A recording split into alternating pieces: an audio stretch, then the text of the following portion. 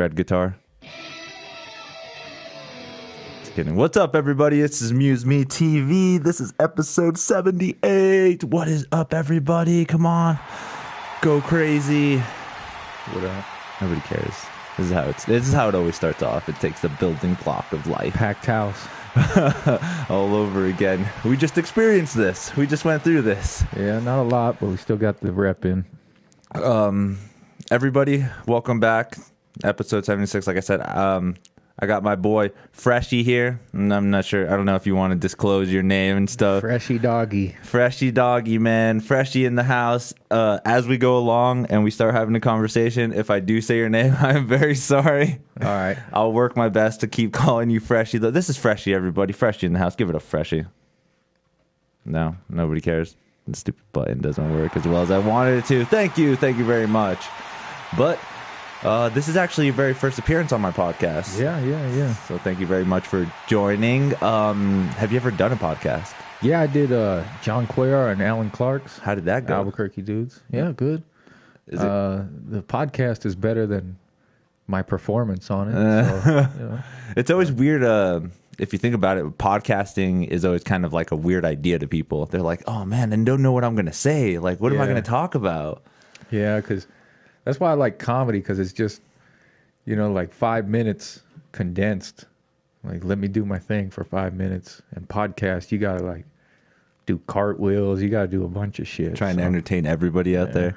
Well, thanks for having me, man. No problem, dude. That's what this whole thing's for. Trying to get us out there. And it's just a conversation to get to know each other better. I honestly feel like people nowadays have lost the whole let's just talk. Mm-hmm. Especially longer than like 5 minutes. Like nobody really sits down and has a conversation for 20, 30, an hour. Nobody water cooler talk. Like, hey, great, Super Bowl. Yeah. Even that. Like it's a Super Bowl talk, but you're still kind of looking at your phone. You're just like, oh yeah, bro, I just got done. Yeah. I can't stand that.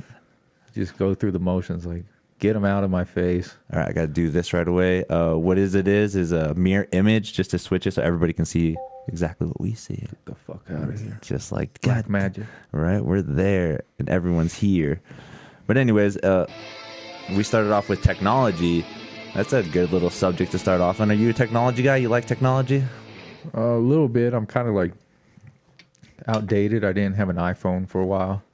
But, if you don't start now, you're going to get left behind, Do you, how do you feel about like automated, like new stuff? Like, how about like self-driving cars and shit like that? You a fan of that, or? That's some crazy shit, man. Like I had a F-150 with no powered windows, nothing. It was just like perfect, and nothing broke on that.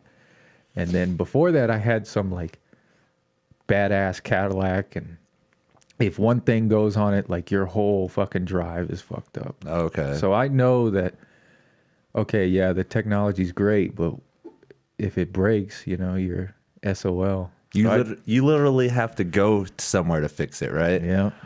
Because that's one thing that I felt was pretty cool. Because I used to have an F-150 as well. It was a 1989 quad cab F-150. Old school. It had Mexican tires on it, sticking out of the side. Oh, shit. And I was just like, that was my first truck, too. Like, my dad bought it for me. And then I used to live up in the mountains in Taos. So he's like, here's a truck for you to have up there while you live with your grandpa. And that was just like... Yeah, they get the job done. You could beat them up. Whereas, like, nice cars. Young kids shouldn't have nice cars. Like, my buddy had a Camaro. And we fucked up that Camaro, man. It's like, you should have, like, a old Buick for your first car. Like something that you can just roughhouse, Yeah. How long you been doing comedy? Probably about 6 months now. How do you like Albuquerque? It's fun. The scene and all that. I honestly, it's crazy. I feel like it's really cliquey. Yeah, it's pretty cliquey, but you'd be surprised. Like, Denver's a motherfucker, dude. Like, Denver, I don't know if they're like political or whatever, but Albuquerque's pretty clicky-ricky, but Denver, man. Have you done some stuff up in Denver? I've done some shit all over, but how long have you been doing comedy? Should be my question. Jeez. Like, I started 4 years ago, but I've been doing it 3 years because 2017, I just kind of like, I didn't go out at all. And, but I've been doing it 3 years, but started 4 years ago. But, I had the same, like, you know, I was a class clown, which is kind of easy. You know, all you are is like disruptive, like being the fucker in the silent class. So of course you're going to get the laugh. And you can tell too, the two differences, like, oh, it's that guy that causes trouble and like is probably going to kill somebody, or it's, hey, that's that funny little guy. Yeah, it's funny. But even like in the class, like you're just fucking up with the teacher. And with comedy, it's like, all right, do your thing. No, you got 5 minutes, do your thing, you know. And I kind of like that because there's no tricks, you know, like, and so I moved out to LA and just, I was too scared to get up. Like I was a Twitter comedian.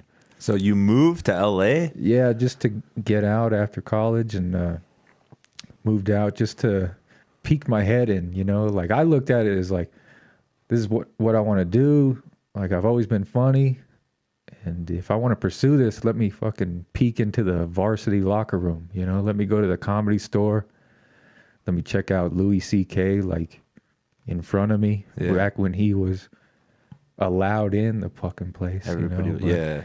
But, so I did that, but there's no, like, people are like, how come you didn't like start so much earlier if you lived there for that time? And it's like, dude, you don't get stage time. If you want 5 minutes, you got to pay $5 in like the valley, because it's like the valley, okay, LA, and another valley, and you had to drive. You had to pay 5 minutes. You had to wait like an hour and a half. So how are these people saying that? Like, oh, like, okay, who's like a good? So you know who Tony Hinchcliffe is? I did kill Tony on my third set ever. Really? Yeah, I shouldn't have done it, but I did it because I went in there like full balls, you know, because I started at 26. Wait, so you were on Kill Tony? Yeah, I did the minute, and I did it like okay jokes for like a new guy. Like they got laughs. Do you remember? Oh man, I'll show you. Because I'm a big fan now. Like I follow it every Monday and shit. Just like, oh man, Kill Tony. I want to do it. Man. I want to do it. I want to challenge Joelberg and everything. Like everybody's flaw is that they don't hype the crowd up and they don't do enough antics like he does. Like I'll take off my clothes. I don't give a fuck. I was just too new. Like I did my jokes. I got some laughs, but I couldn't like conversate. You know, like even to this day, like. I prefer just to be like the funny guy and then do it on stage because, I don't know, I think you've seen those people that are like off stage, they're funnier than they are on stage because they're like trying to show you something. And it's like, dude, just save it for the stage. If you're funny, it'll show. But you're trying to do like some fucking crazy stuff. And there was this guy at the Comedy Store and I was wearing like some Ralph Lauren and a Ralph Lauren hat. Yeah. Which is like too much Ralph Lauren. And he's like, nice polo. Are you a polo player? And I've seen that on YouTube somewhere. But this fucker tried to pass it off as his own. And it was a packed Monday because we were all waiting to go up for the open mic. And I was like, hoo, I hope you're funny on stage too, fucker. And he got up that night and he bombed. But there's just a lot of like crazy people that, you know, they try to fuck with people or try to alpha them. And it's like, dude, I'm like no competition to you. Yeah, like you can do your thing, I can do my thing, and the audience will be like, fuck yeah, that was a good night.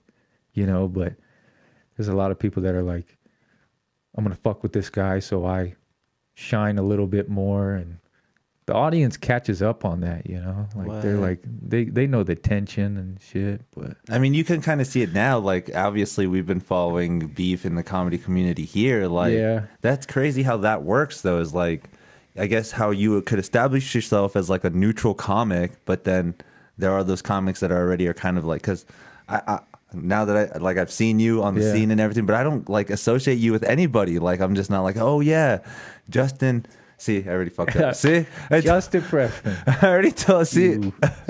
No, I'm just kidding. Go ahead. But see, that I've never seen you anywhere else. Like I don't see you hanging out with everybody. I don't see you snapping or Instagramming or like already in a clique or something about that life. You're just pretty much like, hey, I come to do my open mic and I'm out of here. And I even like how you exit like most of your sets. You're just like, well, it's time for me to go bug a fucker. Leave me alone. Or something. It's because that's what I'm there for. You know, makes like so much more sense now. That 4 years. Oh my god, 3 years. Well, man. I'm giving you the props of because the start of it too. Like I'm pretty sure you did an open mic or something like within the 4 years, right? I paid that $5 in LA and I got up there and I was trembling, dude. Yeah, and I went up there and.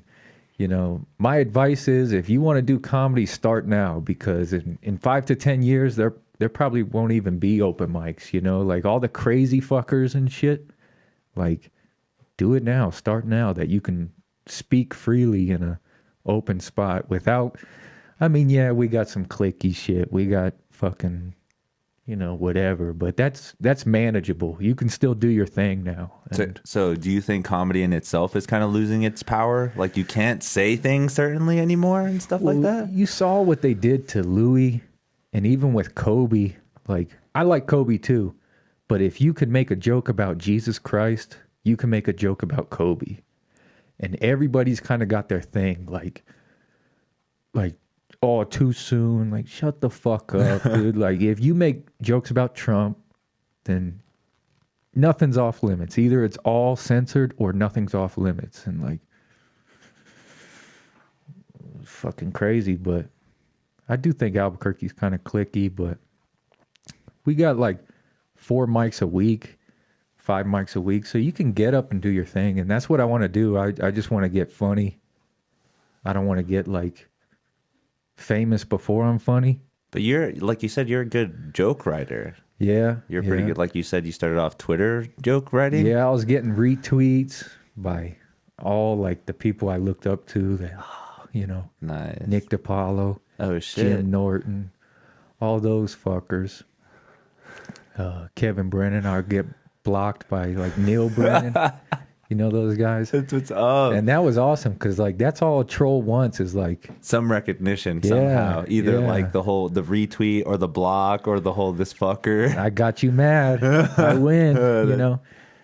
But getting on stage is something else, and it's like an awesome feeling, you know, of like just drawing them in and then boom, like just getting laughter. So it's awesome, and like everybody's trying to capitalize on something.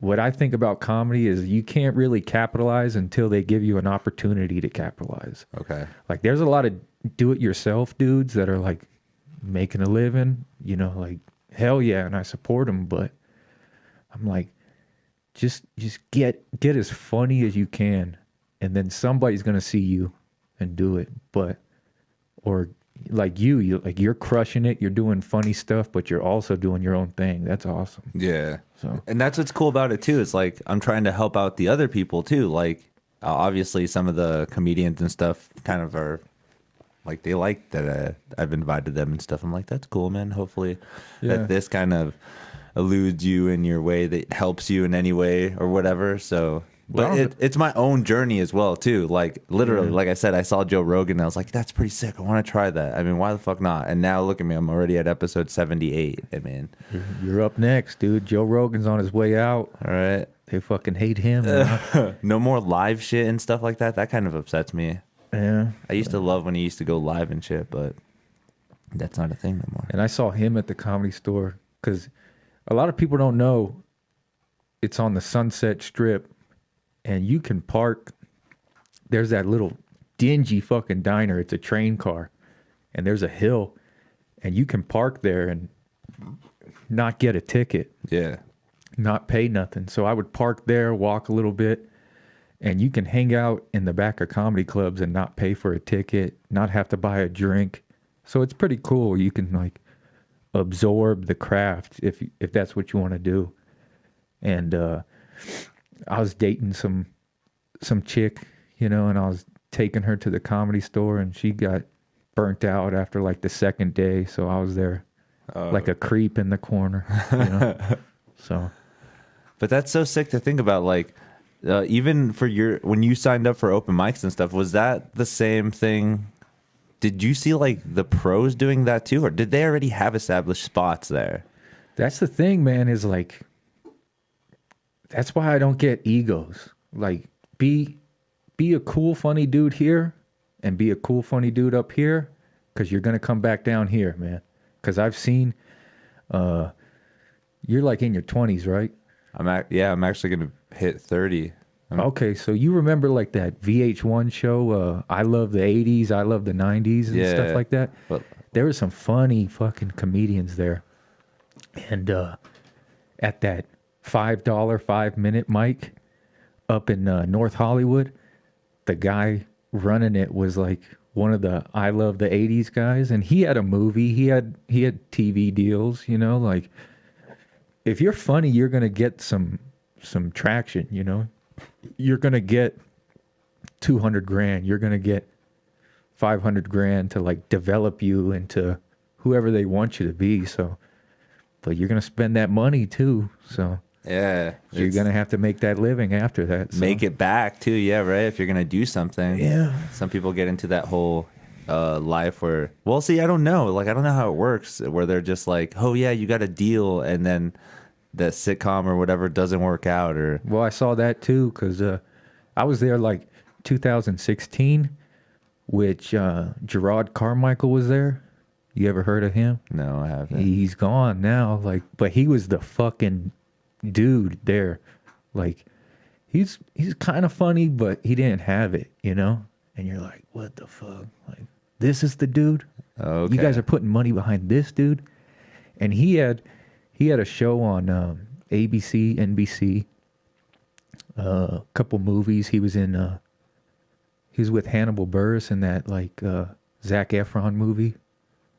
Zac Efron, Seth Rogen, like The Neighbors or something, like some like wacky teenager movie. He had like a big role, but that went away, man. And that's the thing, man. Get funny, because if you get famous before you're funny, you're gonna be like, "What the fuck just happened, man?" Like, I was just launched into having to perform, and you don't have an hour, you don't have 30 minutes, you know? That's even hard to think about. Like, I honestly don't think I even have 5 minutes, like, to be fair, like. But you're solid, you write, you know. I wanted, like, I don't know about you, but I wanted to do this a while. And I thought about doing it when I was younger, but I was like, dude, I don't have shit to say. Like, who the fuck am I to tell a bunch of, like, 30, 40-year-olds, like, how life is? Yeah. You know, like. Try to make it funny, yeah. So I was like, let me go live my life. Let me do some shit. And I like the characters a lot. Like, a lot of people are like, damn, like, your dad's a dick or something. I'm like, dude, my dad's cool as fuck. Yeah. Like, that's just a joke. I'm playing like a character, you know, because I don't want to be like talking down to the audience, you know. So I'd rather like be like self-deprecating, so they're like, oh, that's like, I can relate to that. Yeah. Poor fucker, you know, or whatever. Because I guess I see what you're saying. There's some points too where I'm just like, I don't want to keep telling people how much I like myself. Like, people don't want to hear how vain you are. Yeah. And it's just like, everybody feels shitty sometimes, and, you know, beating down on yourself or the way situations are relatable, way more relatable than, I don't know, just other scenarios. Like, yeah, because nobody wants to like laugh at the guy who's getting laid, just got a promotion. You know, like, you want to laugh at the guy that thinks he knows what he's talking about, but he's got his like zipper down or something. You know, like, there you go. Every Jim Carrey movie, he's like he's the idiot, you know?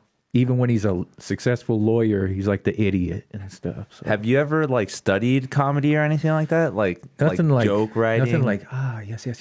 But, or like, you know, oh, look, this is the structure of how the joke should be, like, lead to, and punchline / misdirection, or punchline / embarrassment, or punchline. That's why I didn't start when I was a kid, because I looked on Craigslist comedy, and there was a comedy class. And I shit you not, it was $300. I was ready to fucking do it. I called the guy. I left a voicemail, And he calls me Packer. And I was like, get fucked.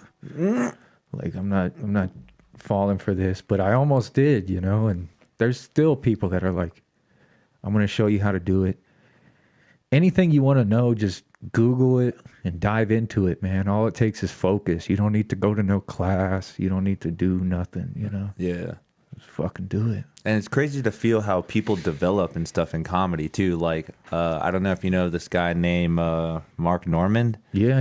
I love that guy. He's so fucking funny. But I love his story where he said he bombed for like 5 years before he actually started to, you know, get funny. Right. And like, Joey Diaz, who's like kind of like a Rodney Dangerfield. Like, he's so fucking old that you're like, damn. He's doing it. But he bombed like for decades, bro. And then just, boom, got that Rogan pushover and made it happen, man. Yeah, he's doing it. Yeah, headlining like crazy.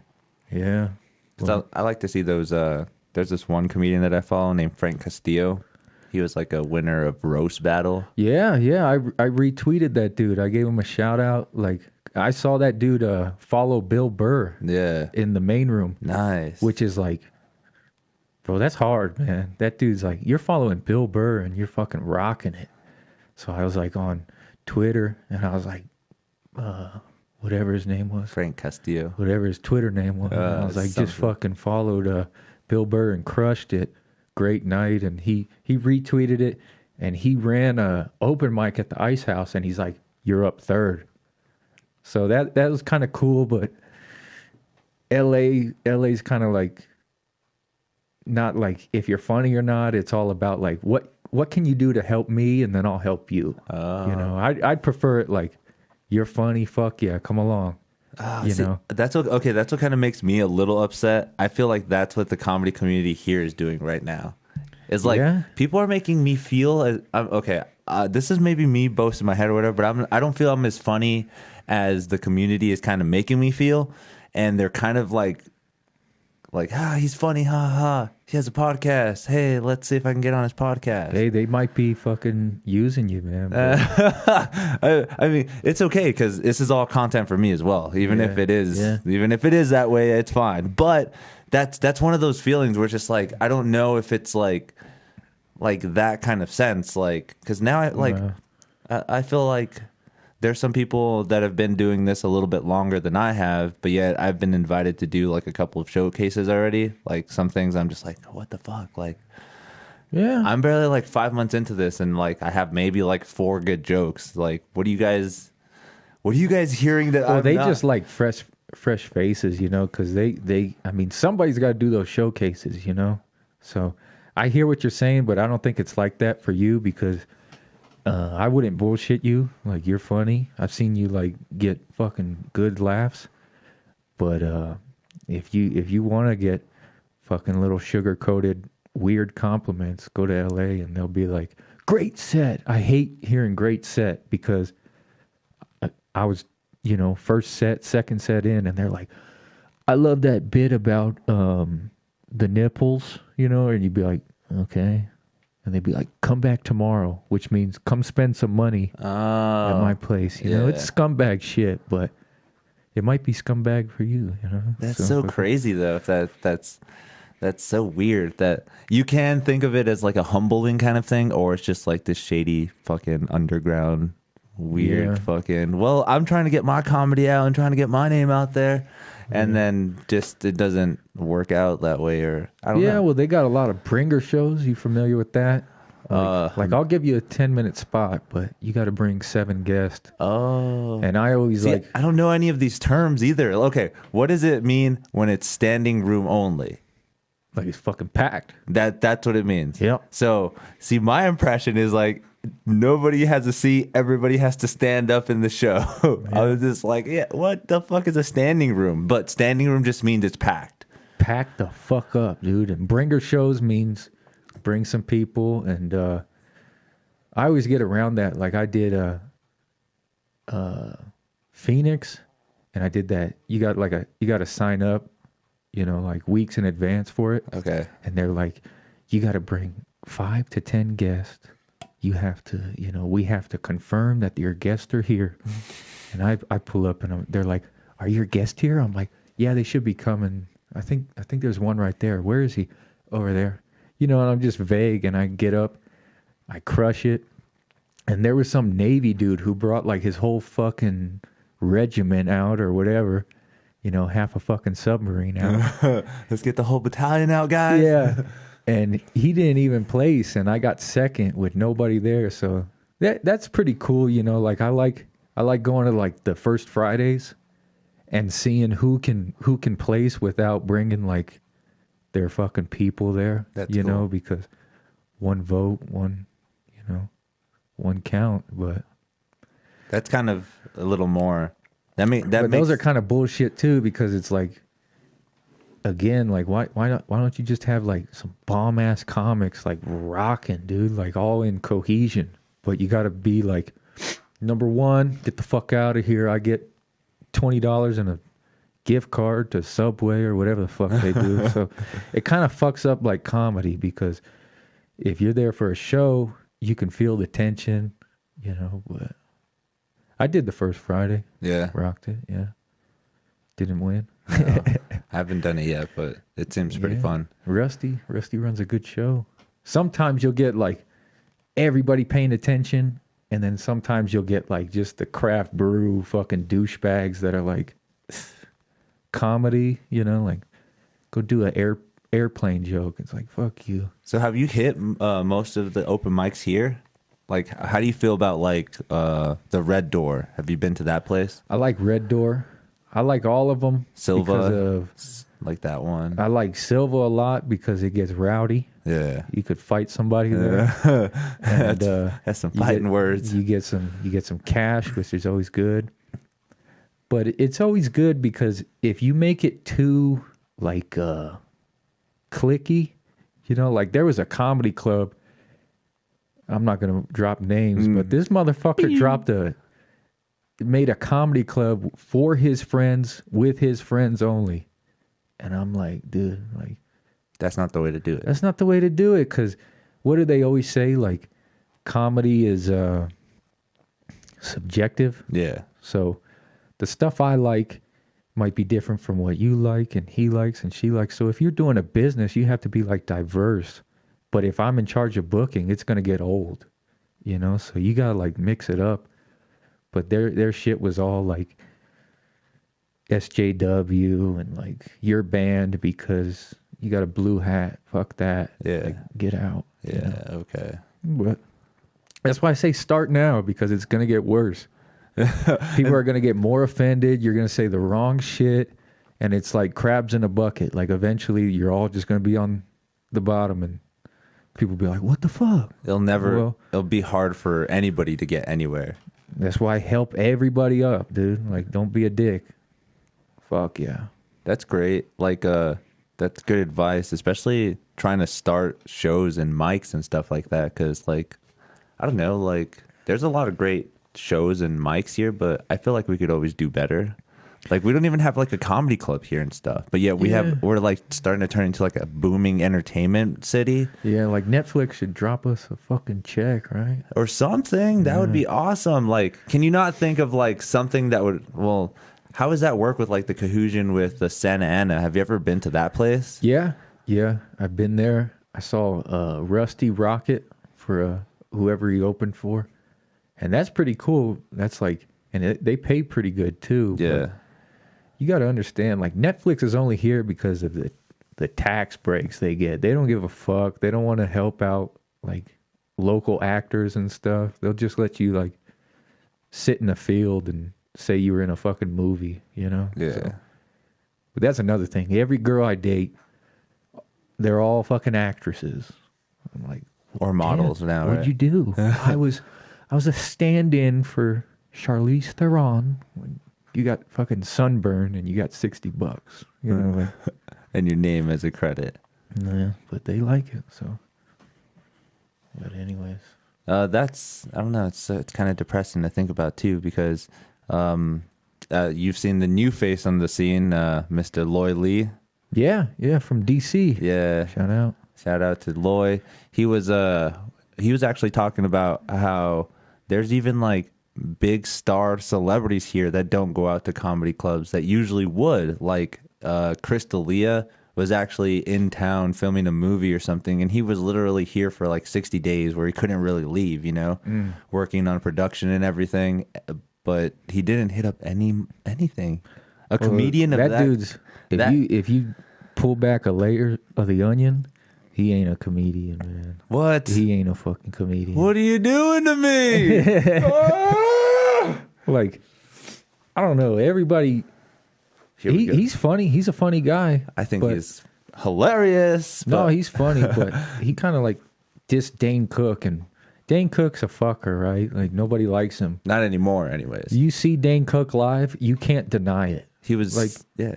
There's people that I don't really like, but you see him and you're like, that dude's got it. Like, all you got to do for me to like you is be funny. And Dane Cook fucking rocked it. Like 2 years out of isolation or exile, whatever we sent him in, and he still came back like, bitch, like, this is what I do. And he rocked it. And Louis doing the same thing wherever they allow him, so. But D'Elia fucking shit on the whole town, dude. That's your boy. I like him. But what do you mean? Like, oh, yeah, the whole like dissing on Albuquerque and stuff. Yeah, but he's like an actor. He started as an actor. His dad was like a big time Hollywood something. His brother's a big time director. Okay. So there's a lot of these dudes that are like, you got a lot of roots in Hollywood, but does it match with your talent?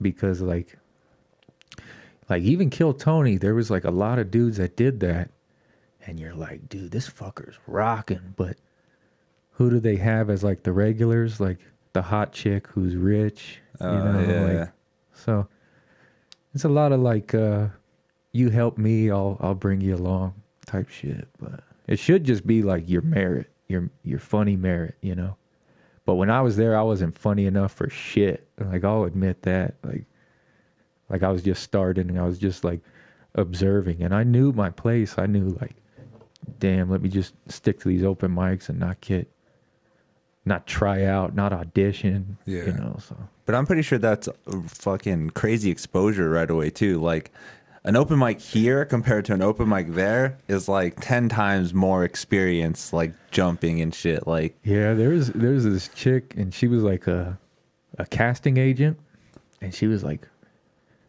chatting me up, like, what's your name? Normal stuff, but I'm not really good with social interactions. So she was like, how old are you? And I just got up and walked away. So, career over. Who could have known, right? Yeah. For all we know, you could have been the next guy on the sitcom. Fuck that. A funny sitcom, right? Get kicked out for something. What? So what if that opportunity arose or came to you? Definitely. I'm not gonna be like, fuck that, I'm not doing that. Like, yeah, that's what I'm aiming for. But I just want to be like prepared and funny enough to perform at that level, because as I saw with Gerard Carmichael, like, you better be fucking ready once your number's called, and but I mean, at that point, when you get to the established point where you actually get hired as an actor because of your comedy, isn't it they're just writing everything for you now? Yeah, seriously, you can riff a little bit, but it's mostly that's your line. Yeah, stick to it. You just kind of have to have that same persona that they were looking at or what they want, I guess. Yeah, because I like you said, they kind of shape you into something, right? Yeah, and that's why I try to break away from like my creepy character, because it's worked, and I hate relying on like old jokes and stuff. But if I'm bombing, I'm like in a cage, like, fuck you, I'm gonna get a laugh somehow. That's crazy to think about too. Is like, you, because barely coming into comedy now, you have like these arsenals of jokes where you can just be like, God, everything is sucking so bad. Bam, bust out one or two that are gold hitters. I get a reaction. But after a certain amount of time, especially here, like, obviously you've seen those spots where it's just like nothing but comedians, and you try those jokes over and over again. Yeah, that's when you workshop or just talk about like the funny guy in the corner, or make fun of Alex G or something. Somebody. But you just try to... That's the best riffing and stuff at that point. Yeah. But where do you want to go like with this shit? Would you rather be like a comedian, or would you be like an actor, or like a podcaster? I kind of want to be. I love throwing this out there, but just like an entertainer. Anything to get me out there. Like, I started in music and I played in a band for a while, and we did a lot of cool shit. But I kind of just wanted to be famous. Like, even if I do, now that the internet has started to blow up, I started to do like streaming on Twitch, and I would just stream my guitar. And I've actually gotten like some good following and like donations and shit just from playing guitar on Twitch. So it feels like anything to do with entertainment or just fame is what I want to do. That's cool. But going into this now, like, comedy is a whole different avenue in this shit too, because maybe somebody will notice me. They're just like, hey, this guy isn't that funny, but this fucker looks like he's 12 years old still. Maybe we can use him for something. Yeah, I could see, like, I could make up like 3 movie parts for you. Yes. You know, being the fucking guy or whatever.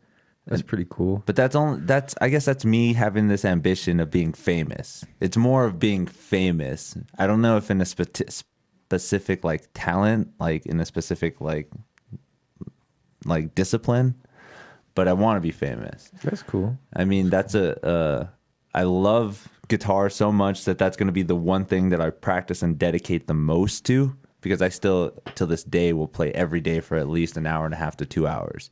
Where now learning about comedy, it's like, holy fuck, if I really want to be good at it, I have to be as disciplined as I am on guitar to do comedy. Like, I better go out every night, or I better make sure I record my sets and make sure I try to find flaws and mistakes or tweak and make them better. Yeah. So it's all that practice, which is weird to think about too. And you got natural timing, you know, like a lot of people don't have that. Like, I was in Denver at the Comedy Works, and there's this fucking guy like stretching before the thing, and he's like cracking his neck, and I'm like, dude, like, what are you about to do? There's time, like, your time. Yeah, and he's like, oh, and he gets up there and talks about his kids and stuff, and I'm like, dude, you're like, just relax, bro, you know. But so your comedy journey started in LA.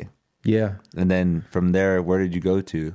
Denver? Home. No, just kidding. I couldn't handle it. Yeah, I couldn't afford it, man. Like, I was making money out there a lot, and was paying for my chick too. And I moved back and did them out here, and I liked it, man. Like, you know, you run into some egos and stuff, but you're like, what the fuck? And I had offers to do those showcase sets, which are brewery shows, you know. And they're all pretty much like people here trying to put on shows. And it's cool, where they man. can. It's DIY, and I like it, but I just, you know, I'm from here, and I can't really perform in front of like people I don't like, you know. Like, if there's somebody like I got into a fight with in like 6th grade and they're in the audience, all I'm thinking about is like, what's up, bitch? You know, like, what's up, dude? And on stage, I'm trying to be like this new character, but, you know, New Mexico is it's so open and vast, but it's so fucking small. Like, you're going to see the same people, you know. Even if you go to Germany for the army, you're going to come back. She went to Yale, but now she's back, you know. It's mostly the same people. Because our families are here, you know. Yeah. So fuck it. I mean, do you believe it's going to expand to a overpopulated place someday? No, I like it the way it is. Yeah. Like, I love New Mexico. Yeah. I hate when they try to be like LA or like Austin or something, and they're trying to expand it, you know. Like, they're running all these weird festivals, and it's like, that's what they do. Like, you want that? Go to Austin. You want to see LA douchebags? Go to LA. But they're making like Sister Bar, little LA, little Silver Lake there. Like, I remember this guy. He's like, "Can I see your ID?" And, you know, like, he's like talking comedy with my buddy, and he's just one of those fuckers that like knows it. He can't do it, but he knows all about it, dude. You know, just knows how to. He probably can. He's a writer. No, he ain't shit. He just knows it. He just knows quality. And you ask him like, who's who's your favorite comedian? Whoever he saw on the paper, you know. But I don't know. There's a lot of good opportunities for people out here too, you know, like the Santa Ana, all the Netflix. So I'm not going to talk shit about that. And there's a bunch of casino gigs too, right? Like a lot of casino gigs. I know a bunch of people hit like the Sleta Resort, George Lopez and shit like that's going to hit there. Yeah. Like that.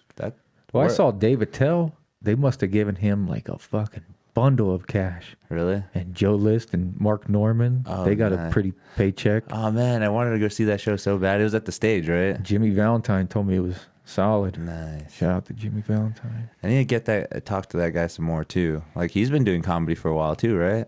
Yeah, and he I think he lived in New York, or he did like what I did, like a little year abroad or whatever in New York. And he was telling me, he's like, dude, the New York mics are crazy. Like, there's some talent out there. Yeah.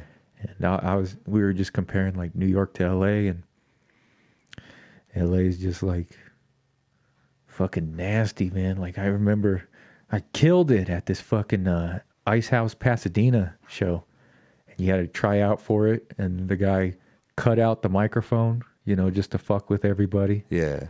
And I asked people like I mentioned it. Yeah, the microphone wasn't working. He's like, did he tell you like like this excuse? And I was like, yeah. He's like, that's what he does.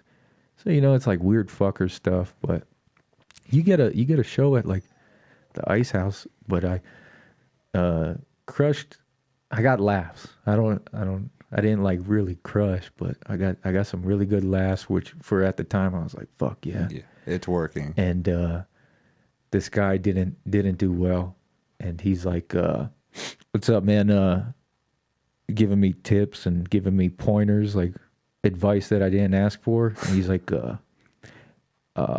question, how many followers you got? And I'm like, I'm going down like a different route, you know, but you can't tell him like, oh, you're a douchebag, I'm funny, yeah. I'm going down the funny route. You know, you can't tell that to them. So you got to be like, you got to put up with their shit. And he was telling me how to get my followers up, you know, and I'm like, oh, okay. But you remember that app Vine? Yeah. There was this fucking guy, Rye Dune, and he was at the Ice House open mic, bombing, dude. And this dude, he's on Vine, and he dresses up like a chick and does like stupid shit like that, like hundreds, thousands of followers, popular as fuck, and it paid for his stay in L.A. Holy shit. West Hollywood. So he's doing something right, but he's like eating dick on stage, and everybody's like avoiding eye contact, you know, like, I'm not helping you, I'm not hurting you, just like do your thing, you know, because when you're bombing, dude, nobody's gonna help you. Yeah, like, that's crazy, man. That shit is so weird. Yeah. And I can just imagine in a big city, like I bombed in Albuquerque, and I'm like, oh my god, that's amazing. Yeah, it's the same wherever you go. Everybody's the same. Don't let them fucking big league you. Because this guy tried to big league the entire room. He's like, I'm not doing too well tonight, but tomorrow I'm gonna wake up and be a Vine star. Oh my god. And we were like, get the fuck out of here. We're gonna like light you on fire, you idiot. Stay in the building. Yeah, but it's all the same. I've done mics in New York, you know. I'm not like bragging or anything, but I just traveled around just to see, like, damn, like, because you do get jaded about Albuquerque, you know, because some idiot will be in your face and you'll be like, really, dude? You know about it? Yeah. So you go around town, go around the country, same shit. Everybody trying to tell you something. Just focus on your shit and grow. Hopefully something comes out of it. That's it. Or else you'll have a good time, you know? That's always good to think about too, or in your aspect, because everyone else is like kind of, the way to build funny is just to be funny. I mean, doing it, going out there. And I feel like, again, I've never been anywhere else, but I can imagine going to like Denver or like Phoenix, and they're doing comedy that like suits that area, you know, where they're always constantly like, oh yeah, it's super fucking hot, blah blah blah, or something that relates to them, where it's just like, if you took that somewhere else, would it be as funny? Right. Yeah, I get what, because like you always got to write some local shit because there's, you always got to write some local shit. But I'll never use local shit outside of New Mexico, because nobody gives a fuck about New Mexico. I don't know where it's at. What? Yeah. Like, where? Shut up. So you got to like. Everyone right now thinks this podcast is in Mexico right now. Right? Shout out to the 5 viewers. Thank you guys for watching. You guys are awesome. We got a like on here as well. We're just hanging out. If you guys have any questions or anything, just throw them in the fucking comment section. We're just talking shop. I've been learning a lot about comedy, so thank you for that enlightenment. Same shit no matter where you go. Mr. Freshi. Be funny. You'll fuck it up. That's crazy, though. It's like when you're building up your jokes, oh, man, I don't know. I just got to write more and just got to. So you want to do Kill Tony? You're into that? Yeah. Hell yeah. I would love to do Kill Tony. I think it'd be good. Just condense a minute, rock it. And you got enough talent to back it up. Yeah. Because I was up there and all I had was jokes. I didn't have talent. I was just up there, 2 jokes and then like, Because that's crazy too. Like, I want to see that now. Like, what did they ask you? Like, who was the guest? Like, what was their setup back then? I'll tell you off stage because there was like off mic because you can look it up. Al Madrigal and Jessica Michelle something. Who was the regular? Do you remember who the regular was? That hot chick and Melissa. Melissa, who's in town. Okay. And Vanessa Johnston. Yeah, she's hottie, dude. Yeah, she liked one of my Instagram posts a long time ago. But that was before I started comedy. You fucker. I was so happy, and now I feel like I can never, like, I'm super happy that she liked one of them, but now I'm a comedian, and I try to throw out all these, like, hey, notice me, senpai, and fuck no, she's too big already. Dude, you want to hear a story about that? So, like, that chick is fine, man, and, like, yeah, she was like too fine. Shout out to Vanessa Johnson. She's amazing. You know, Preacher Lawson, he was on America's Got Talent. Solid fucking dude, man. Like a cool dude to be around too. Like dude you went to church with or something. Like a good dude. Likeable, everything. And he kills it on Kill Tony, dude. And they're roasted him like, dude, you're too energetic and you're like trying to do Eddie Murphy or whatever, but he rocked it, killed it. Vanessa comes up to him and is like, I need that, basically like after the show, come over. And I'm like, fuck, dude. Like all jealous and stuff. Damn it. And then, no, she said that before he went on stage. So I didn't know how funny he was. So I was like jealous and I'm talking to him and I'm kind of like distant to him, like kind of being a dick. And then I see him rock it, and I'm like, dude, like, I love this guy. He's fucking hilarious. So the point of the story is, like, don't be a dick because it doesn't get you nowhere. Like, right. Just let him do his thing. You'll do your thing. And yeah, you'll never know what happens either. That's crazy to think about, too. She's just like, I need that. Yeah, what? She walked up, and I was like, fuck. Senpai, notice me, senpai. Yeah, she is hot as hell now. I follow her on Instagram. I'm just like, dude, that, like... She's like dating this huge ass black guy, and I'm just like, what the fuck? Like, you're totally wrecking that pussy, and I'm so jealous. But that's a LA 10, which is she's not an LA 10. That's a 10 out here, but that's a LA like 5. No, like a 7. Because you talk to 6. All of them, and I was like, my girlfriend who I was out there with was out of my league, right? Really? Yeah, fuck yeah. I always do good, but. Shout out to that.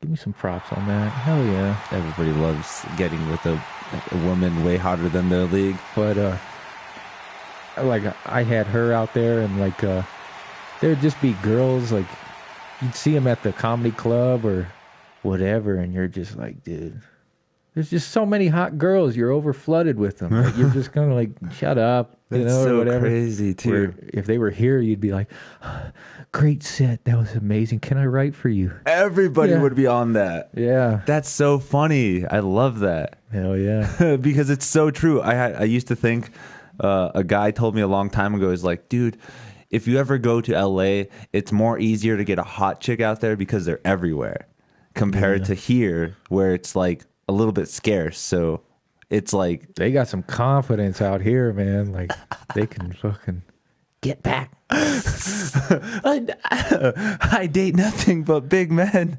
Yeah. Oh, that's hilarious. But I mean, you can't beat a normal girl. Like a normal sweet girl is priceless. Like a girl in LA, she's gonna want to do viral videos and stupid shit. Right. Like, even in bed, she'll just be like, pull out your phone. Yeah. My girl who I was with was a e-girl. She was like on My Free Cams. Oh, like a cam girl. Yeah. Nice. Yeah. Like legit. Well, like legit. Well, like back then there was only cam girls, right? There was no like Snapchat Premium and no, that didn't exist. No fucking Patreon whores and shit like that. Don't whore yourself out, ladies, because I don't know. What goes up must come down. And she was like hot for like a month, and then after that, she's like, I'm like, how much you make today? She's like, shit, $70. You know, but one weekend it was like $900 a night. Yeah. So. See, and that's crazy to think about too, is because we should. I love it because I'm just like, whatever. You girls can do whatever you want. Go out there. If the guys are dumb enough to buy it, then that's on them. It shouldn't be like literally like, come on guys, if you really work hard, you might be able to see that for free instead of just having to pay for stupid stuff. You know, you got to learn from it.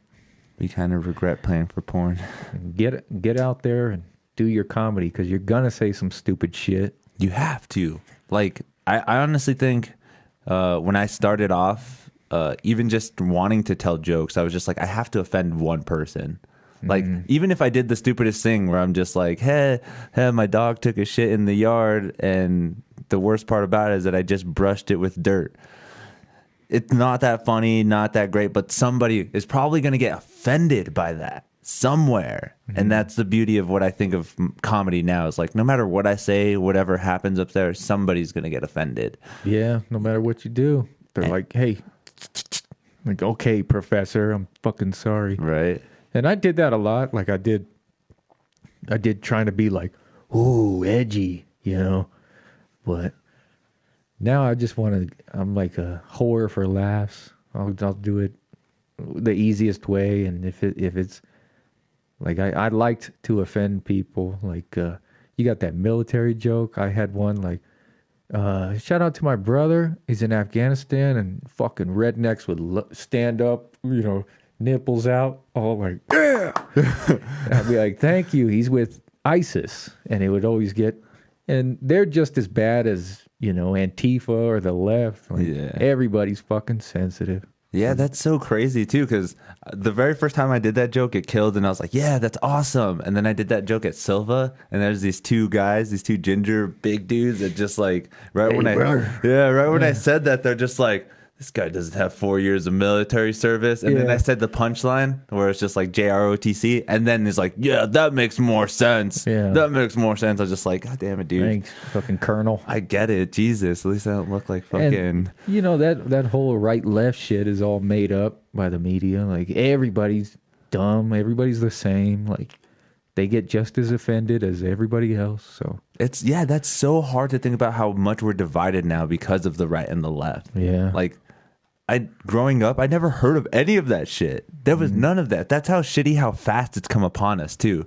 Like, maybe it was kind of that my parents are more liberal and stuff like that too, that they didn't really care. Like, I come from a fucking Hispanic family, or just like, you know, the whole Albuquerque joke where it's just like a bunch of cholas and just, you know, the typical, that's where I come from. And it was never really about politics or anything like that. And it never was exactly like, yeah, I've heard some racial slurs, but no one's really fucking racist, man. No one's really racist. And like, ever since like 2015, maybe 2012 or whatever, it's been like ramped up, and it's like, dude, show me the fucking actual racist, because I don't see them, you know. I just see like an angry guy who said some dumb shit or whatever. And I think that's why I don't like Denver, because they're very like blue. And I went up there, and I'm very like liberal, but I dress like square. You know, I dress like I'll tell on somebody. And I wore a camouflage hat, and I looked up at the lineup. I signed up for a mic at the Bicycle Cafe, which shut down. Ha ha. And they put, Justin Freshi, parentheses, camo hat with like a weird face, like a face on it. And I'm like, dude, what the fuck? Like, you're killing me from the get-go. I went up there, did my thing to a bunch of fucking eye rolls, but I still got the laughs to the people that were normal. But all the comics, they're like against you. If they feel like if we're left and you're right, like, get up there, I guess. Oh, okay. And it's like, dude, we're all the same. Just laugh and shut up. Yeah, that's what's so sad. Like, if it's so divided at that sense too, and you were in a different place, like, yeah, I guess it's a little bit more. It's a little bit easier here, right? It is feel like if somebody went up there and was like all total left jokes, and then another person went up there did total right jokes, it would still be okay. It wouldn't be a weird night. It wouldn't be a bunch of people totally. Well, there was this guy. He was an active duty Marine, and he went to a mic, and everybody was making fun of him. And I ain't gonna lie, I threw a kick in too, because he had on a stupid Hawaiian shirt, and I made fun about his shirt, and he had a mustache, and I called him Magnum PPI. Just like stupid shit. So he didn't have a good night in Albuquerque, but we at least like let him say his shit. Like, we weren't like, because they even gave me an intro, like, this next guy says he's from out of town, so I'm going to put him up early, I guess. Like, real shitty, okay, And it's like, where's the hype? Where's the actual? If you want to do that to me, don't be mad when I do that to you, motherfucker. So Albuquerque, bitch. Damn, straight up gangster. For doing comedy as long as you have you like had any people want to fight you because of anything you've said? No. Not yet? No. Just not yet. I've had like some personal shit with people. Like, just like, hey, shut up, or... No, nothing like while I'm on stage. Yeah. But like a personal thing. Like this guy I felt like he was trying to alpha me in front of people. And anything that you do, I've done before. I've been a fucker. I know what it is. Yeah. Like, I know how to like pick on somebody and like laugh it off and stuff. So I thought I was like over exaggerating, or maybe too sensitive. So I was like, oh, these are just jokes. Let me make a joke too. And he came up to me after the joke, and I was ready to go after that. But nothing from audience members. But I've observed here a lot of like very sensitive audience members, that have, because there's a lot of new comedians, and they all go for like that crude humor, like, just got an abortion over there, like looking around, don't even have a punchline, just waiting for it. And one of my buddies, he got beat up at Silva. Holy shit. Yeah, because he was making fun of some guy. Was that Mulkey? Mulkey, little Mulkey baby. Shout out. Yeah, I saw a picture of it, but... Yeah, but he was fucking with the guy, and the guy fucked him up, But it's still like, if you're taking it over here, and it's just words, like, you look like the idiot, But I don't know. Actually, at Red Door, I did have a joke where I used the R word, the evil R word, where I wrote the joke with autistic instead of the R word. Yeah. But I wanted to be a dipshit and, ramp it up that night. So I'm going to do it. They went from being autistic to retarded, and this girl just stood up, and she wasn't that mad. She, they just want to make it about them. That's what I realized. Like they can't even argue. They can't even debate. They just want to be like, he's wrong, and I'm calling him out, everybody. Like, check out how cool I am, like virtue signaling. Yeah. Nobody else wanted to stand up? No, because it was a funny joke. Yeah, that's what I'm saying. It's like, she is that person where it's like, nobody else is going to say anything? Why do I have to be the first one to say something? She was rocking it, dude. She was laughing, rocking in her seat. But as soon as it came to like her little tender spot, because I'm talking about like crazy shit. and I'm making it all up. Like none of it happened. I'm saying I was an altar boy. I never got molested. I was just a lookout. Yeah, the exaggeration. You know, like, some crazy like shit I daydreamed, you know, and people are like, oh, you know, so it's gonna get worse, bro. It's gonna get worse. You've heard it here, folks. Do comedy now. Start now because it gets worse. Alex Jones. You a fan of Alex Jones? Not really. What? He's amazing. I mean, 7 out of 10 is still a passing grade, though. He has uncovered so much truth. That's true, but now he's like selling bone broth and shit. I got a problem with that, but he's got to stay afloat. Yeah. That's crazy. Like, if they're going after him, they're going to go after open mics in the near future. You know what I mean? If they're censoring him, that's where it starts. You know, like the disinformation or whatever. Yeah. It ain't against the law to talk shit. You know, I could stand on the corner and tell you, like, right, God's coming tomorrow. Yeah, have a sign even, just holding it up. It ain't a fucking crime, but they're making it. That's kind of scary to think about, though. Is like you've even seen it in like cartoons and in like sitcoms and shit like that back in like the 90s and stuff. How it was more like it was funnier because of like racial jokes and shit like that. Yeah. But now they say like, oh, you would never be able to pull that off, or like. One of the best shows that I always refer to is like Married with Children. How it's just constantly bashing on women. Yeah. Like constantly. That was hilarious. Everybody's laughing, laugh tracks for every little crack of the joke. But yet now it's like, that's so offensive. It's the most offensive thing I've ever heard. Who would ever talk to women like that? Yeah, nobody. Like if I saw somebody talking to a woman like that, I'd be like, dude, get that fucker out of here. You know, like the crime or the no-no is bad, but talking about it or making it funny, I mean, that's not off limits. And what's crazy about censorship is like, yeah, the government will make a law, but it's enforced by us, you know? Like, if nobody pays attention to the law, it's just a stupid law, you know? Like, there's laws against jaywalking, but who the fuck's going to be like, no, jaywalking, right? You know, so it's on us to be like more free, because like when I see people like word policing, I just look at them like, get the fuck away from me, dude. Like just like in Denver, you want it done to him, but what about when it's done to you? Right. You know, so that's how I feel. Well, that's so crazy to think about. We got a comment here from Why This World Communism is Here.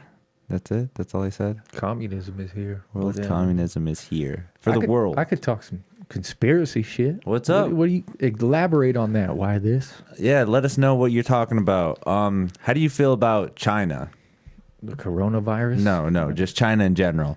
Do you ever feel that China will somehow overpower the United States?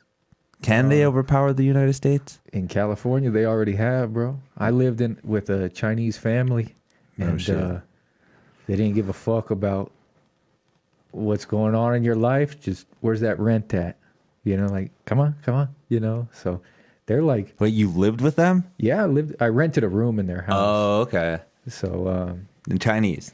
Yeah, Chinese. I ate their food. Cool people, you know? Like, again, all this racism shit, that's all like media. But you can live with anybody and you can get along with anybody if you're cool. But if you like absorb what the media tells you, you're going to be like a word policing, isolated idiot, because it's like divide and conquer bullshit.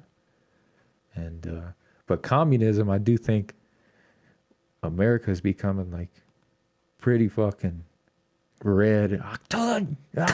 Communistic, whatever. But like they're offering free college to everybody.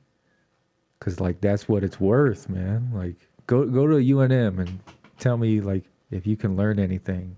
It's all like political and shit. Yeah. So well, I mean that's kind of. Do you feel like that's a negative if it starts turning that way? Yeah, because it's no longer higher learning. There's not an exchange of ideas. You're not leaving there like enlightened. You're leaving there like almost enslaved and like ready to work your fucking 40 hours a week, maybe 50, you know, how it is now. And you're just prepared for group projects. I remember like towards the end, they just had group projects and all my friends would like make fun of me for being on YouTube on like in like 2009. Shit, I'm ready to graduate. Guess what we're on? YouTube. Yeah. Like watching documentaries, you know, in class. And we're paying tuition for it. And it's like, damn, you know. And you heard about YouTube being censored and all that? That's some scary shit. Like, it depends on what they try to censor. Well, technically, they shouldn't censor anything. Yeah. Like, but you do feel like there are some ways to work around, like, well, if there is censorship on YouTube, there's obviously should be censorship for kids, but it should be controlled by the parents and stuff, right? Yeah. Like, we should be able to learn or be able to see anything on YouTube with, like, no problem at all. Like, again, Alex Jones videos, they shouldn't be taken down. Like, yeah, and I mean, if you want to be like a mommy state, like give us all universal basic income, because like it's coming. I hope Andrew so. Yang, bro, the Yang gang. But like, you want to control what I do, you want to control that. Well, keep me off the street, you know, because it's crazy shit, bro. So, how do you feel about the election coming up? I don't give a shit. No, I feel like it's all the same. They own us. What is it? What is the saying? Same fate. Same old boss. New boss. Same as the old boss. You talking about the Who? I think so. Yeah. Meet the new boss. Something like that. The metaphor is that it's always the same, even though it's a different face. It's always the same ideas, same thing. It's never going to be really that different. Yeah, like everybody hates on Obama, but everybody gives like Bush a pass. Yeah, right. Like kind of read about what that fucker did, man, before you like, or Clinton. They just make him as like the blowjob guy, like the cool guy you want to hang out with. I feel like that's after every president now. Like even Nixon now is like, hey, just that scandal guy. Yeah. That's it. But they did some racist shit, man, for like the prison system. Well, and they said some shit about African Americans that are wild shit, dude. Like way more harsh than you would expect from like Bubba with 4 teeth at Silver Lanes, you know, or whatever. But well, it makes sense. I mean, they're all part of the Illuminati. No, you believe in that shit. It's a circle of, they're all cousins. Check it out, dude. If Albuquerque comedy is cliquey, then there's no fucking doubt that the government's cliquey too, right? Like, that's just how it is. People click up and, like, you're in the group. All right, come in. You talk too much. You ain't in the group. But, okay, in that sense of the government being cliquey, is it just certain aspects of the government? Or, like, the government is the clique? They're trying to get into the clique known as the government? Shit, I think... Or is it like they've done that thing too where it's just like, oh, the CIA knows stuff that the FBI doesn't know. There's a clique in itself right there. And it always changes, like human environment, like open mics. A bunch of funny dudes somehow get like cliquey. That's like human nature, you know? So it's going to happen in the CIA. It's going to happen in the FBI. It's just human nature. But everybody knows the damage they've done. And right now they want to give them more power. Like, let's give them the right to the Patriot Act. Mass surveillance or gun confiscation. And it's like... Yeah, technically they have access to, if they wanted to, just literally all microphones on the phone just to them right away. And people still talk about snitches, bro. You got a snitch in your pocket. And you pay monthly to keep that fucking snitch alive. I know. I got the latest phone. I got a snitch on me too. Yep. But that brings us back to learning as a technology. Like, hasn't this thing made us better in life? I know it has. Like, for people in my age group, like me and you, like the internet is like, I think we are like evolved because of the internet. Yeah. You know? Like, I honestly love it. Like I've learned so many skills. I've worked on my Jeep, my truck, all types of cars just from like YouTubing the problem or Googling the problem. And like now with all this like censorship that keeps us safe and away from Nazis or whatever, whoever the problem is. MS-13, that's who they try. They're everywhere, bro. They try to come at us. But they're trying to censor it, so we can't learn for ourselves. So we have to go to college. So we have to go to AutoZone and have some fucking idiot sell us some shit we don't need. Right. You know? Or oversell us of something. Oversell us when, I mean, it's direct to the source right here. MuseMe TV. Right. That's a great little analogy. Like, literally, you don't need, especially the way technology has turned out now. Like, fuck, dude, you can take college courses right now. Like, by actual professors. Yale level college classes, Like, they're posting it online. It's just like, oh, there's hundreds of people paying thousands of dollars, but yet here's our lecture online, just in case they might have missed it, and the rest of the world can see it too. Well, I grew up with that too, and I always said I was going to do that. You know, like, oh, I'm gonna take this Yale. But there is something about like signing up for a class and going, because it's like the actual, like, I got to do this, you know, like technically everybody can get swole from yoga, but you want to go to yoga, so you do it, you know, like you can't be laying down in the yoga room, but you can lay down on your couch. You know, so. But I love that aspect where you just like throw the yoga gym in your house. Just do it, man. Yeah, just like, hey, let me just throw on this video. CNN studios right here. And that's all the latest news and trends happening right now. But what else about Albuquerque? The comedy that you like, you don't like, or it's a good scene. I don't like how people don't like each other. Yeah, it's pretty. It was worse, bro. It was worse. I went when I was 19 to a show at Leo's on like 12th, and I saw like some same old faces there, and who's some of the same old faces? Like Royal, John Cuellar, and they were funny. Like I was like, fuck yeah, those dudes are funny. Alan Clark was out there. Some girl that I saw in L.A. that fucking big leagued me. Oh, really? You know, like. I'm a townie. I'm not nothing more than like an Albuquerque townie. So when I see somebody from Albuquerque, I'm like, hey, what's up? Like, I've seen you before, you know? Like, yeah. You know, like a little represent type thing. And she was like, hi, like all stupid. And I'm like, okay, whatever. She's already playing that role. LA role. Okay, sorry. See you back in fucking Albuquerque. On 12th and Candelaria in a year, stupid. But yeah, they were there, and I forget who was on stage. There was some like comedy class dude on stage who was talking about. He was like a real like pompous asshole, talking about a comedy class he was running, and there was this guy. He's like a reverend. His name was like Ha something like that, and he's walking like. You always know at an open mic there's like audience members and the comedians, you know, and he's walking by the audience members like 3 or 4 times, like weird. And as he's walking, he's like murmuring like the guy's punchline to his jokes, like kind of cock blocking him, you know. And I mean, all the comedians have heard each other's jokes, and you're all like, this one again, but let them do it. They might have a new tag. There's a million things that can happen, that do happen. And this guy was like cock blocking him. So you're going to have bitterness anywhere you go, but I haven't really observed it as bad anymore. But it's there. Tell me what you think. I don't know. I feel like it's weird because I guess it's just not liking people as well, because the tension. Yeah.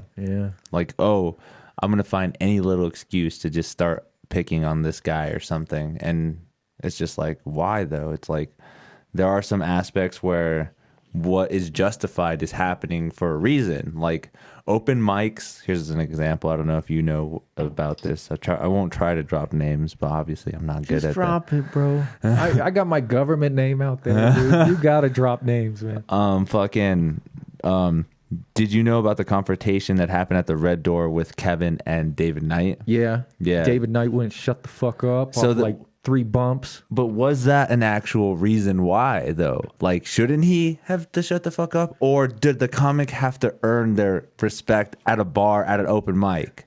At this level, dude, you don't get to decide who gets special treatment, who you talk over, man. Like this is like equal playing field. Like, man. Okay, so if the night is going mediocre, nothing's really hitting, and he's over talking, that's bad. That's bad, man. But he wouldn't like that if I did that to him. Like, again, it's a simple rule, but it's very like concrete. So it's like an unspoken rule. Treat people how you want to be treated. Okay. And if you want to bully me, you want to alpha me, you want to be talking during my set, I'm either going to acknowledge it or I'm going to give you like 3 attempts for it, and then I'm going to lose my shit. Yeah. You know, like once I know what you're doing. But I think Kevin was in the right for that. But maybe David, because he's got a deep ass voice, dude. Yeah. I think that's just how he talks. He's not trying to like do it to be obnoxious. I think he's just like talking, you know. So, but stop talking during mics, fucker. Yeah. Okay. See, that's all I wanted to know too, because I'm so new to it. But the way he explained it to me, it kind of made it seem like, well, I really don't have to shut up unless I really want to shut up. We're doing it at a bar compared to like an actual comedy club or something where it's an established kind of. That's like saying, would you have somebody that walked into the show and is having a good time with their crew? You're going to really tell them, hey, you guys need to be quiet right now because we're having a comedy show right now.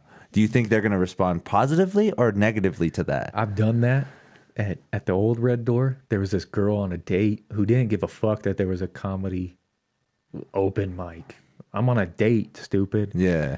And I was like, hey, there's, comedians talking, and like, it's just simple respect. And she was like, she brushed me off and she told her date, like, this fucking idiot told me to shut up. And I'm like, damn.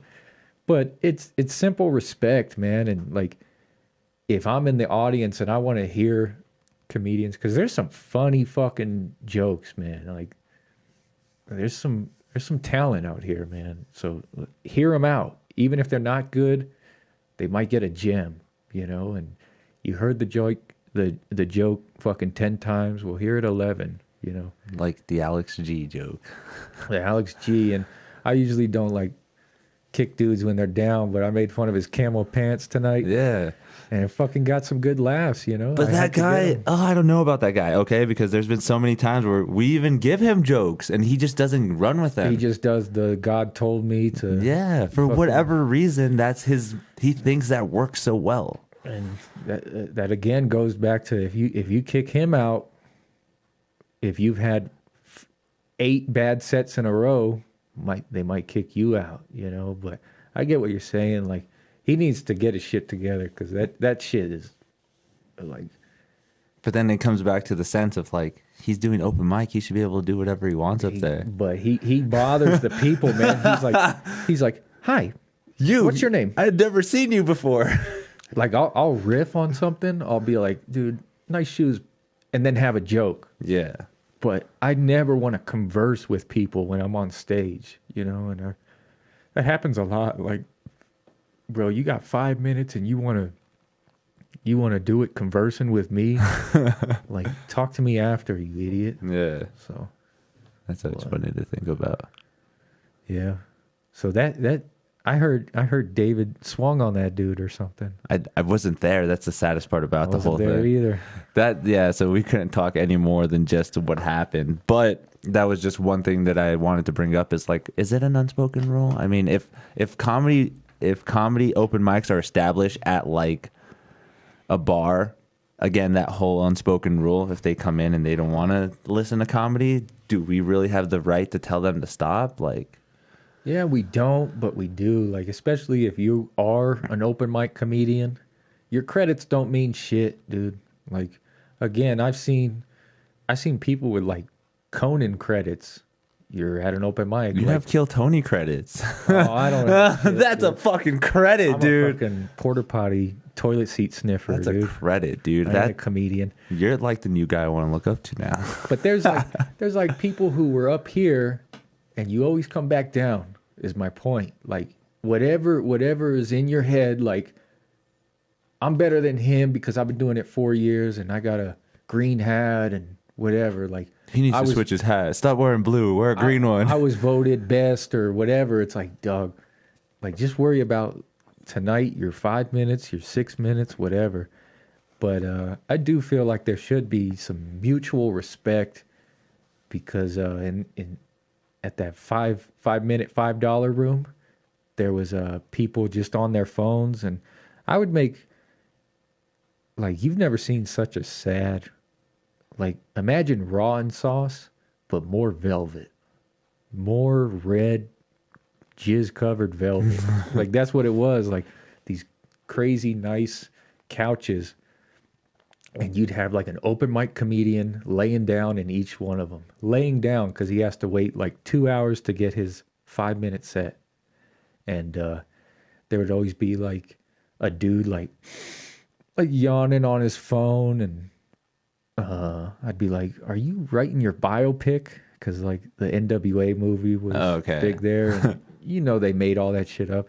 And I'm like, "Are you writing your fucking biopic here?" And that would get like a good laugh. But I at least try to like acknowledge that I'm listening. You know, like I don't like to stare at them too much, because that's like inviting. They're like, oh, let me just G's, get on this guy. Hey, have I told you about God told me? Right. You know, but I will like acknowledge, like I'll put my phone down unless I'm talking to somebody. I'll leave, but I'll give you like some acknowledgement, and that's like a blatant show of disrespect.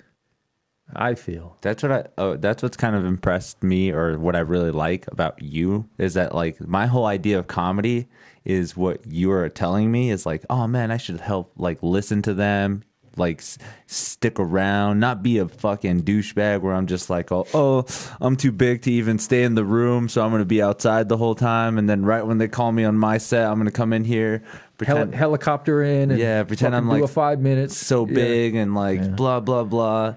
But yet, it should be more humbling and accepting when all of us get together and we're just like, yeah, especially when it's those nights where it's just all of us. Yeah. Like, it's just literally all of us, and you see those people who are just like, I'm too good to hang out with the rest of you guys.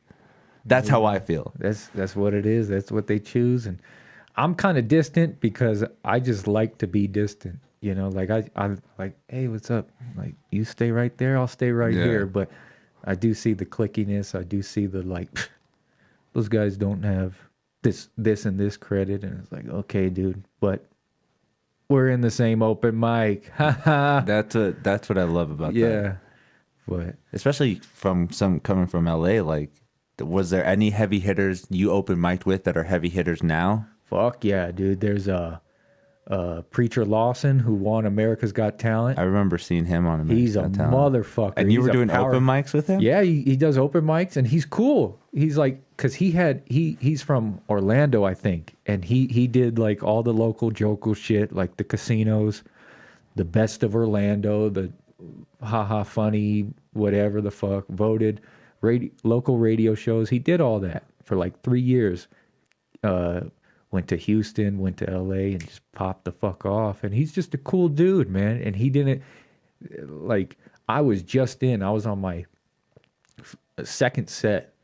And it's hard to get stage time in LA. So you got to, like, really prepare. And unless you want to pay $5, 5 minutes, right? The hustle. And he was, like, real cool. And, like, never fucking big dicked me, never alphaed me. And he was cool to everybody. And there's a couple other dudes, I don't remember their name, but I've seen them in commercials and stuff. And I'm like, fuck yeah, dude. Nice. Like that's $90,000 you just got. And there's this one guy, you want to hear the opposite of that. There's this like little East Indian dude who's he's booked like fucking 7 Travelocity commercials. And he walks around the Comedy Store and the Hollywood Improv and the Ice House like he's fucking 10 feet tall. like won't even look at you but talk to you. Like, hey, when you going up? You know, like, okay. Oh, okay. You're too big. Oh, shit. Like, but I understand because he's making money. He's like reaching his goals. So I'm like, fuck yeah, do that. But don't be a douchebag. Yeah. You know, so there's something more acceptable about being humble of your craft, and especially if you make it. Yeah.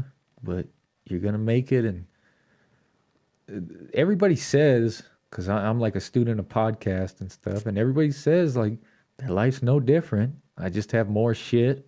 I've done more shit, you know, but like being famous, it doesn't make you like, like now I'm complete. Now they all learned not to fuck with me, you know? So don't do that. Like, I'm the big dog. You're this, you know, because if you weren't that before, a couple credits ain't going to make you that. Like me, I've been funny for fucking years, man. And once I figure it out, I'm going to where I'm going, you know? So it's like, I don't need false compliments. I don't need little dick moves, because I'm worried about what I'm doing. And I'm a solid dude, man. I'm a cool dude. And no matter what happens, whether I get 5 movies, a special, or if I'm fucking taking quarters from broken car windows, I'm still going to be funny. Right, you know? Dude. That's always good to know, is like, it's what you make of it. Yeah. What? Again, fuck Ryan Dune. That dude. I'm a Vine. That stuck with me. And I looked back and I was like, this fucking guy. Well, it's kind of a shitty thing that happened too, is like Vine stars just ended up being able to jump to any platform and be famous no matter what. Like I don't think this guy made the transition, which really? I hate being a hater, but I'm like, eat a dick. Yeah, you know, that's like, what you get. Yeah, because they went like...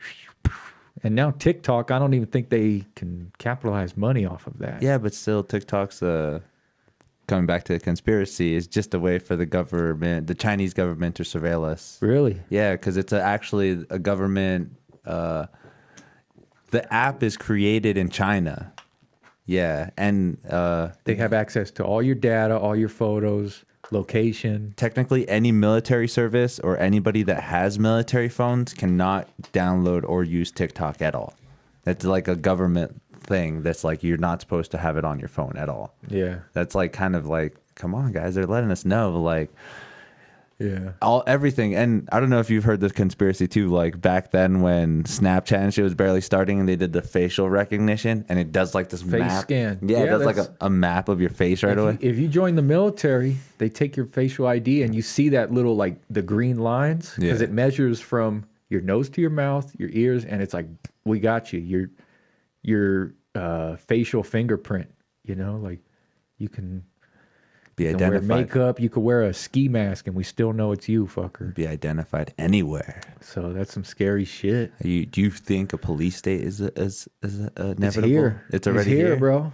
Go fuck with the police. See if they let you go. You know, that's so scary. And the welfare checks, all that is like, that's scary. You know, like the police state is here, but what's even worse, what's even like more despicable, is that the people are helping out the police state. You know, like this gun confiscation. I'm not even big on guns. I don't think. What are you gonna do against like a drone? Yeah, you right. Idiot. Like, psh, psh, psh. I got it. Right? Yeah, it's like shooting birds. You're like, not you ain't that gonna good. do nothing against a drone. You're not gonna hear it coming. Just fucking boom. Like, but this gun confiscation, they're gonna pass a law eventually. I don't know when, but it's going to say that anybody that's a risk to themselves or the public, you report them. And I got a problem with Angel. Oh, Angel's saying crazy shit at the open mics with Alex G. He's sitting with Alex G. Go fucking take his shit. So I'm going to do the footwork for the tyrannical government. Yeah. You know? So it's like... And that's how shitty that is, too, that they incentivize it, too. It's like, hey, well, you know, you actually get known as a good citizen, and, you know, we won't tell them about the last misdemeanor that you did or something stupid like that. Just wait. Anything you do is going to come back to you, you know? Yeah. So... shout out to Denver Bicycle Cafe. Shut down, you bitches. That's what you get. That's what you get. Camo hat, still running shit, making people laugh. Everywhere in town. Yeah. Freshi, we've been here for an hour and a half. Let's cut it. That's it. That's what's up. I actually have a segment, but I'm glad you came, and you have to come back. Hell yeah. There's always shit to talk about. Like, literally, we didn't get into anything else. Like there's so much shit. But I have a segment that we're about to do. All right. The segment is called Rapid Fire. I don't know if you've heard me or heard anything about this, but what it is I have a list of 25 words. And what I'm going to do is I'm going to tell you each of these words, and I want you to say the first thing that pops into your head. Got it. Just like literally just be like, if I'm like bicycle, you just say the first thing. This is rapid fire, everybody. Rapid fire in the house. 25 words. Are you ready? Ready. All right. Pizza. Pepperoni. Island. Hawaii. Music. MuseMe.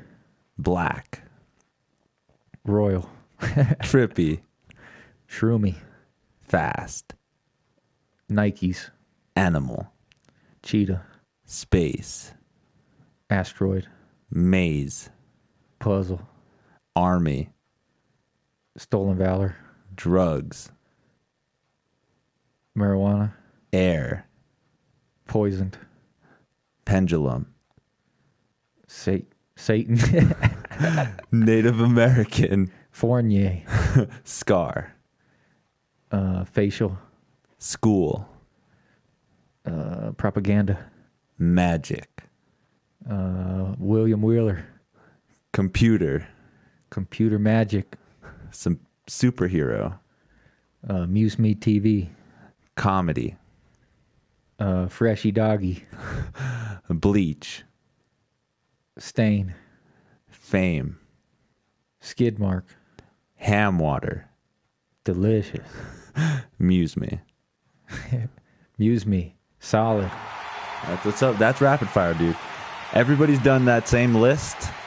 So what I'm going to do is make a compilation video and then just see what you literally, it's like a psychological test. Like, oh, this dude said some dark shit. like, okay. So like for Trippy, yeah, you said shroomy, right? Yeah. Shroomy. Some people say other things like weed. Weak shit. Like random stuff. So it's cool to think about the things that people I kept it local too. Shout out to the local comedians. Right. You guys are going to hear what it'll be pretty funny when I make the compilation video. But I need to have at least like 7 to 8 people before I make a compilation. Hell yeah. So it sounds pretty funny.